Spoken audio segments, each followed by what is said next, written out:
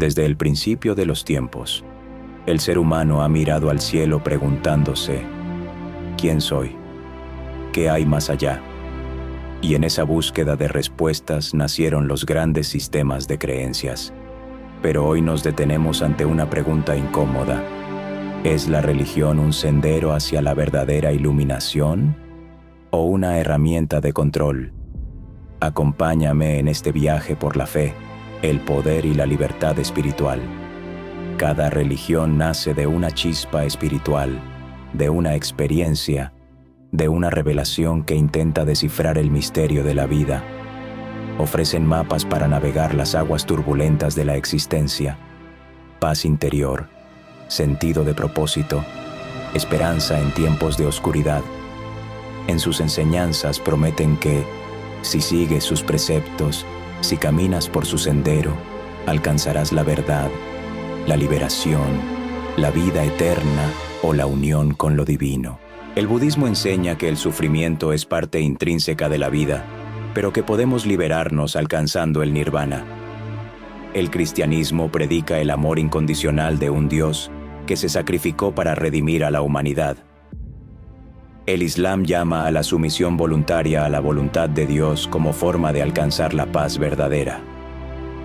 El hinduismo habla de la liberación del alma de un ciclo interminable de nacimiento y muerte. Cada uno de estos caminos ofrece esperanza. Cada uno sostiene una lámpara en medio de la oscuridad. Pero donde hay búsqueda, también puede haber manipulación. La historia nos muestra que, en demasiadas ocasiones, la religión no solo fue un camino hacia lo sagrado, sino también una herramienta poderosa en manos de aquellos que querían controlar a las masas. No podemos ignorar que bajo las banderas de la fe se libraron cruzadas, inquisiciones, colonizaciones, que se levantaron imperios enteros en nombre de dioses, muchas veces derramando sangre de quienes creían diferente. La promesa de salvación se convirtió en amenaza. La paz interior, en miedo al castigo eterno. El deseo de trascendencia, en obediencia ciega a autoridades humanas que se autoproclamaron intermediarias del cielo. A lo largo de los siglos, líderes religiosos no solo guiaron almas, también gobernaron naciones, dictaron leyes, bendijeron guerras, persiguieron a disidentes. La fe que debía liberar en manos equivocadas sirvió para mantener estructuras de poder férreamente establecidas. Controlar el alma de una persona es, en muchos sentidos, controlarla completamente. Controlar su miedo a lo desconocido, su esperanza de trascendencia, su necesidad de pertenencia. La culpa se convirtió en una cadena invisible. El miedo en una celda sin barrotes. La obediencia en una forma de extirpar la individualidad del creyente. Se establecieron dogmas incuestionables, ritos obligatorios y normas morales cuya violación significaba no solo el castigo social, sino la condena eterna. La herejía fue castigada con el fuego, la disidencia con el ostracismo, el pensamiento crítico con la muerte. Sin embargo, sería simplista afirmar que toda expresión religiosa deriva en control. La religión también ha inspirado actos de profunda compasión, de heroísmo, de creación artística sublime. Para millones de personas, la fe ha sido y sigue siendo una fuente de sentido, de consuelo, de fuerza interior ante la adversidad. La pregunta no es si la religión en sí misma es buena o mala. La pregunta es cuándo y cómo deja de ser un camino hacia la iluminación para convertirse en un medio de dominación. Y, sobre todo, cómo podemos reconocer esa línea, muchas veces invisible, pero fundamental. Controlar no siempre significa imponer por la fuerza. A menudo es más efectivo inocular la culpa, hacer que el creyente sienta que, por su propia naturaleza, es indigno, insuficiente, pecador. De esa forma, se convierte en un súbdito voluntario, dispuesto a cumplir reglas no por temor a un castigo físico inmediato, sino por un miedo mucho más profundo, la separación eterna de su propósito. de su esencia, de su salvación. Así, la religión puede moldear conciencias, imponer normas de conducta, definir lo que es aceptable pensar, decir y sentir. Puede crear sociedades enteras regidas por dogmas que nunca fueron cuestionados, porque cuestionarlos sería equivalente a traicionar el propio ser.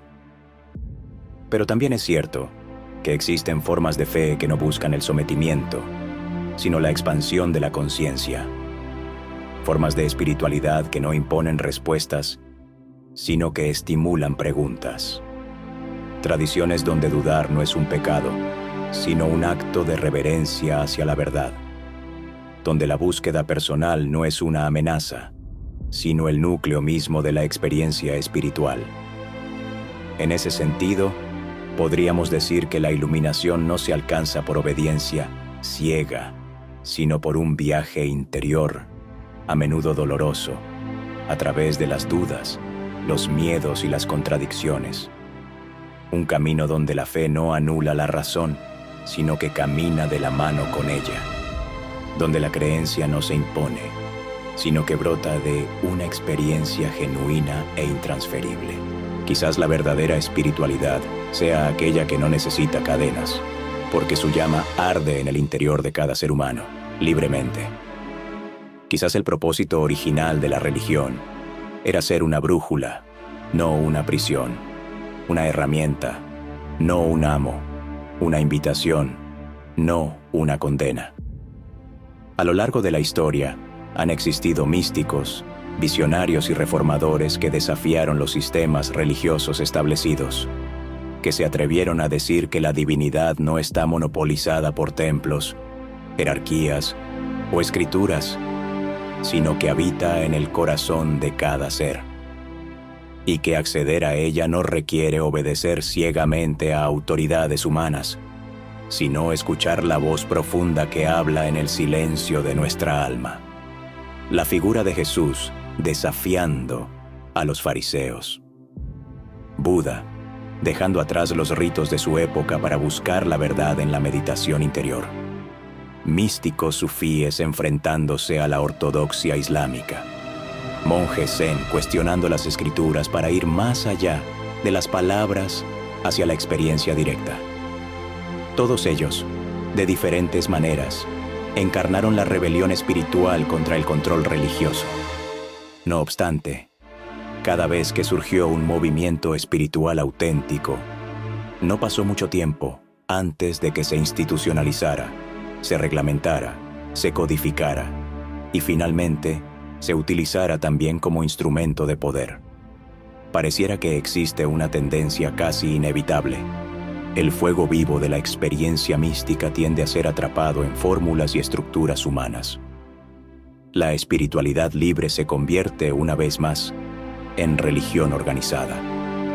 Por eso la pregunta sigue vigente hoy, más que nunca. En un mundo donde la información es accesible como nunca antes en la historia, donde las viejas certezas se tambalean y las nuevas voces espirituales emergen, cada individuo tiene ante sí la responsabilidad de discernir, de preguntarse, ¿mi fe me libera o me encadena? ¿Me expande o me limita? ¿Me conecta más profundamente conmigo mismo y con los demás? ¿O me aísla en la superioridad y el juicio? No se trata de rechazar toda religión, ni de abrazar toda espiritualidad alternativa.